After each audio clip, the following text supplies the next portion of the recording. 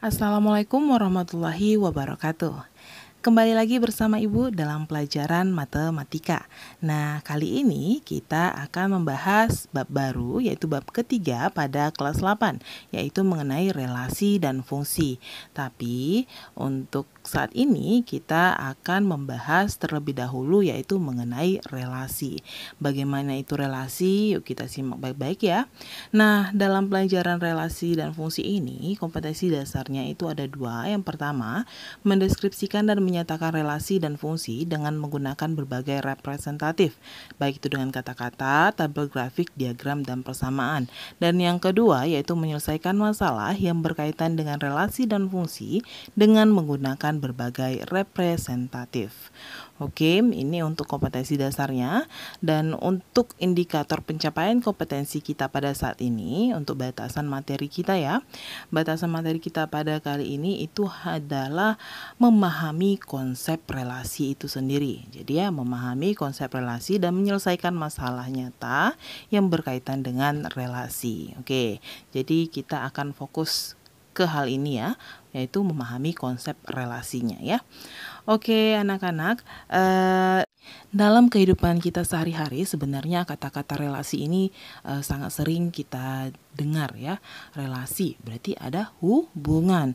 Nah, misalnya ini manusia dengan pekerjaannya, hubungannya bagaimana?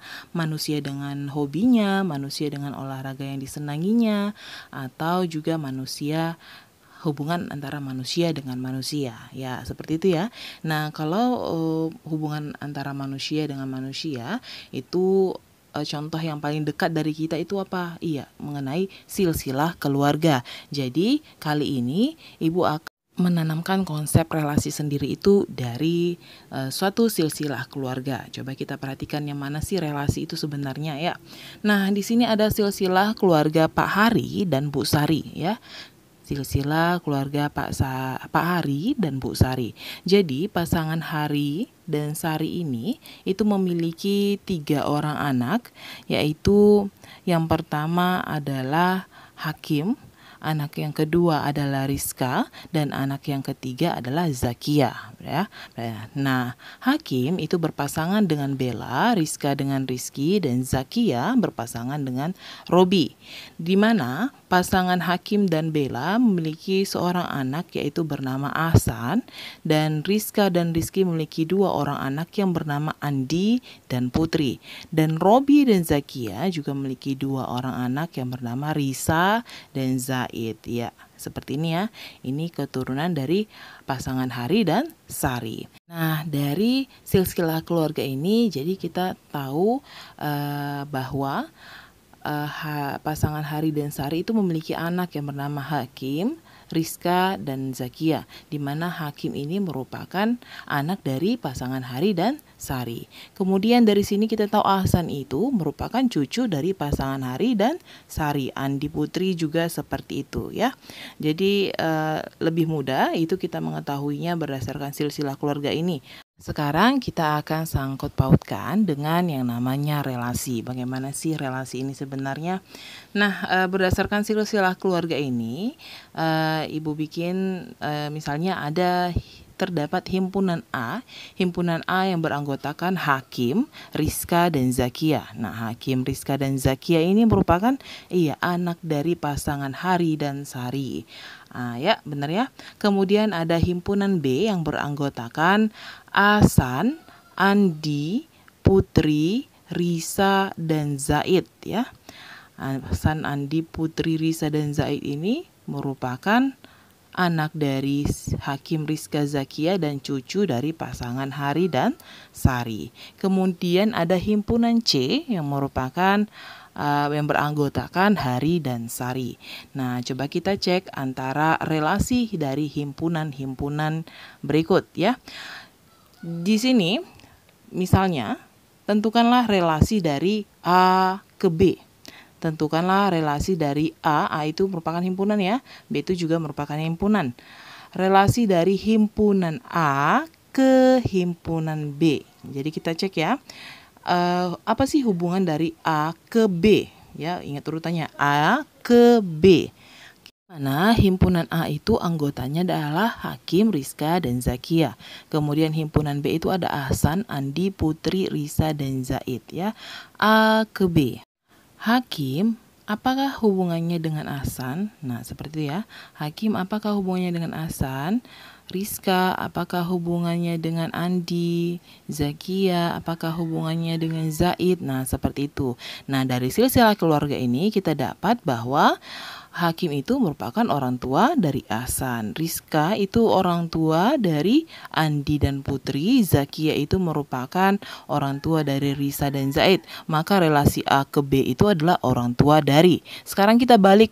Apakah relasi dari himpunan B ke A? Relasi dari himpunan B ke himpunan A. Jadi Ahsan, Andi, Putri, Risa, dan Zaid itu merupakan anak dari Hakim, Rizka, dan Zakia. Benar ya? Iya. Kemudian kita cek lagi relasi dari himpunan A ke C, B ke C, dan C ke B. Nah, sekarang kita coba untuk relasi dari A ke C. A ke C, Hakim, Rizka, Zakia itu apanya Hari dan Sari? Iya, Hakim, Rizka, Zakia itu adalah anak dari Hari dan Sari. Oke, bisa ya. Kemudian kita cek lagi himpunan B ke C. Ahsan, Andi, Putri, Risa apanya Zaid? Iya, itu cucu dari. Kemudian yang terakhir C ke B. Hari dan Sari itunya apanya Ahsan, Andi, Putri, Risa, dan Zaid? Iya, itu merupakan kakek atau nenek dari. Ya, bisa ya anak-anak? Bisa, itu untuk menentukan nama relasinya. Apa sih hubungannya? Nah, sebenarnya untuk relasi itu sendiri apa sih? Ya, relasi itu adalah hubungan antara dua himpunan ingat dengan aturan tertentu. Nah, himpunan A dan himpunan B dikatakan itu berelasi jika ada anggota dari himpunan A yang dipasangkan dengan anggota himpunan B dengan suatu aturan tertentu. Ingat ya, aturan tertentu. Contohnya yang tadi cucu dari, anak dari, orang tua dari. Nah, ingat ya. Dan ingat perlu diketahui juga relasi itu adalah hubungan ya. Hubungan dalam kehidupan kita sehari-hari. Sekarang coba kita cek terlebih dahulu contoh selanjutnya. Ini ada Yusuf, ada Reva, ada Arsy, ada Nurul, dan ada Fahri. Nah, di bawahnya itu ada berbagai jenis makanan. Ada mie ayam, mie goreng, ayam crispy, sate ayam, bakso, nasi goreng. Ayo, berarti ada di sini Ibu buat himpunan A itu merupakan beranggotakan Yusuf, Reva, Arsy, Nurul, dan Fahri ya. Himpunan A anggotanya itu, kemudian himpunan B itu beranggotakan mie ayam, mie goreng, ayam crispy, sate ayam, bakso, dan nasi goreng. Nah, apa sih hubungan antara himpunan A dan himpunan B? Nah, kalau matematika kita buat itu merupakan apa sih relasi dari A ke B? Relasi dari himpunan A ke B. Apa yang mungkin? Iya, yang mungkin bisa kita buat apa? Makanan favorit, ya. Yusuf sukanya mie ayam, Reva sukanya bakso, ya.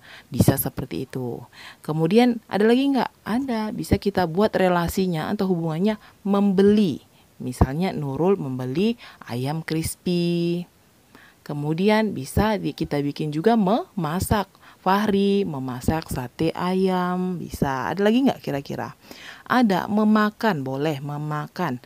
Berarti Reva memakan mie goreng, boleh. Atau tidak menyukai, boleh. Nurul tidak menyukai bakso, bisa ya. Jadi ini merupakan aturan atau hubungan yang dapat kita bentuk dari relasi A ke B. Ya, relasi yang mungkin dari A ke B itu bisa kita buat makanan favorit, membeli, memasak, memakan, tidak menyukai. Ya, itulah relasinya, itulah aturannya. Contohnya ini lagi ya. Di gambar yang paling atas itu ada berbagai macam profesi. Nah, ada polisi, ada pelukis, gitaris, koki, dan ada dokter. Nah, kemudian di gambar bawah itu ada gitar, pistol, palet, spatula, dan wajan. Nah, Apa sih hubungan yang tepat antara gambar yang atas dengan yang bawah? Nah, jika ibu hubungkan antara polisi dengan pistol, artinya untuk melakukan pekerjaan polisi butuh pistol. Ya, pelukis butuh palet, gitaris butuh gitar, koki butuh apa? Koki butuh spatula dan wajan. Nah, dokter ada nggak pasangannya? Tidak ada pasangannya ya. Jadi ini yang menunjukkan suatu relasi, ada hubungan antara gambar yang atas dengan yang gambar yang bawah, atau hubungan antara himpunan A dan himpunan B yang kita sebutkan itu merupakan suatu relasi. Apa nama relasinya? Nama relasinya bisa kita buat apa? Alat yang digunakan untuk melakukan pekerjaan. Nah, di sini si dokter itu tidak memiliki pasangan. Apakah dikatakan juga relasi? Iya, dikatakan juga sebagai relasi. Seperti yang sudah dijelaskan sebelumnya, itu hubungan antara dua himpunan dengan aturan tertentu. Nah, himpunan A dan himpunan B dikatakan relasi jika ada jika ada anggota dari himpunan A yang dipasangkan dengan anggota dari himpunan B. Jadi di sini udah ada nggak yang berhubungan? Ada. Nah, jika sudah ada yang berhubungan antara himpunan A dengan himpunan B, maka dia dikatakan sebagai relasi. Jadi walaupun ada satu atau dua yang tidak memiliki pasangan, itu tidak apa-apa. Yang penting yang jelas yang lainnya ada pasangan, maka dia dikatakan sebagai relasi. Sekarang kita bahas mengenai penamaan suatu relasi. Nah, ini mulai ke matematikanya ya. Nah, di sini Ibu punya himpunan P yang beranggotakan himpunan P itu 0, 1, 2, 3, 4, 5, 6 dan ada himpunan Q. Himpunan Q beranggotakan 1, 2, 3, 4, 5, 6, 7. Nah, apa sih relasi yang bisa kita buat dari kedua himpunan ini? Nah, misalnya Ibu ada contoh nih.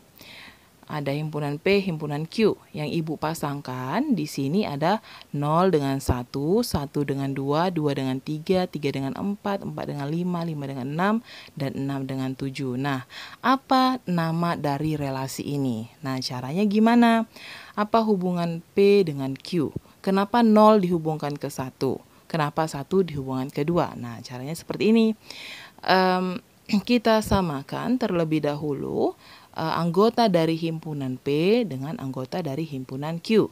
Jadi misalnya nih yang berpasangan yang berpasangan 0 dengan 1, 1 dengan 2, 2 dengan 3, yaitu kita samakan ya. Pasangan-pasangannya. Oke. Nah, caranya bagaimana? Caranya itu adalah menyamakan antara ruas kiri dan ruas kanan. Ruas kanan ini merupakan anggota himpunan yang dikenai panah.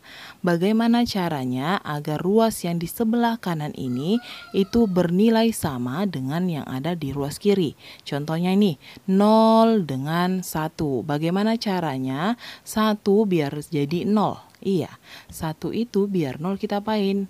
Kurang 1. 1 kurang 1, 0. Kemudian 1, 2. 2 bagaimana biar jadi 1? Kurang 1. Ya, di bawahnya juga kurang 1. 3 ke 4 biar sama, 4-nya kurang 1. 4 ke 5. 5 biar sama dikurang 1. Iya.